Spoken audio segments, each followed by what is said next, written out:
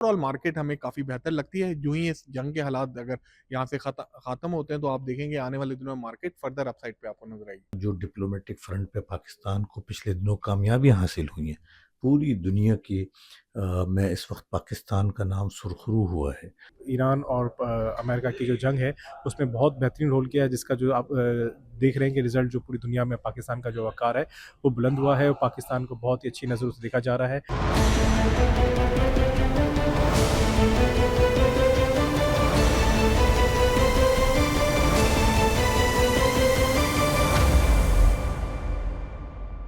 We knew top के लिए कराची से मैं हूं वकास खान। खबरें गर्दिश में हैं कि अमेरिका और ईरान के माबेन मुज़ाकरात का दूसरा मरहला जल्द इस्लामाबाद में शुरू होने का इम्कान है। इस हवाले से स्टॉक मार्केट में मौजूद माहिरीन से जानने की कोशिश करेंगे कि इन मुज़ाकरात के आगाज़ से क्या स्टॉक मार्केट बेहतरी की तरफ जाएगी, और साथ ही ये भी जानने की कोशिश करेंगे कि इन मुज़ाकरात के शुरू होने से पाकिस्तान की मईशत पर कितने गहरे असरात मुरतब हो सकते हैं। देखिए, इस वक़्त हम देखें ना सिर्फ़ पाकिस्तान बल्कि दुनिया भर की मईशतें इस वक़्त जमूद की कैफ़ियत का शिकार हैं।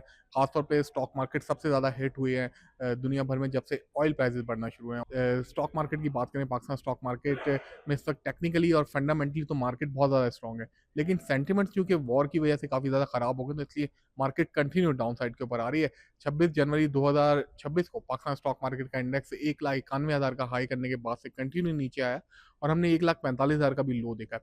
अब जब सेंटिमेंट्स बेहतर होंगे, यकीनी तौर पे आज जिस तरह से आपने देखा कि बातें दोबारा से स्टार्ट हो गई कि दोबारा से टॉक्स स्टार्ट हो सकती हैं, नेगोशिएशंस हो सकती हैं। यूँ ही वो चीज़ें बेहतर होंगी, तो आप देखेंगे सारे सेक्टर के अंदर काफ़ी पॉजिटिव इम्पैक्ट पड़ेगा। पाकिस्तान स्टॉक मार्केट ने ऑलरेडी इसको वेलकम किया है। इम्कान है कि मुज़ाकरात जो है सेकंड राउंड जो है वो अनकरीब शुरू हो जाए और हो सकता है इसी हफ्ते में हो। और ये भी एक खबर चल रही है इंटरनेशनल मीडिया पर ही, सोशल मीडिया पे ज़्यादा, कि ट्रंप साहब उसमें शिरकत करेंगे। तो मैं समझता हूँ ये बहुत ही पॉजिटिव खबरें होंगी अगर ये मटेरियलाइज हों। और इस वक्त पूरी दुनिया का और पाकिस्तान का मसला सबका एक ही है, और वो ये जंग है। जंग ख़त्म होने का जो माशी तौर पे पहलू है, ऑयल प्राइसेस का नीचे आना है, क्योंकि इस वक्त सारी दुनिया में जो प्रॉब्लम हुई है वो ऑयल प्राइसेस के बढ़ने की वजह से हुई है।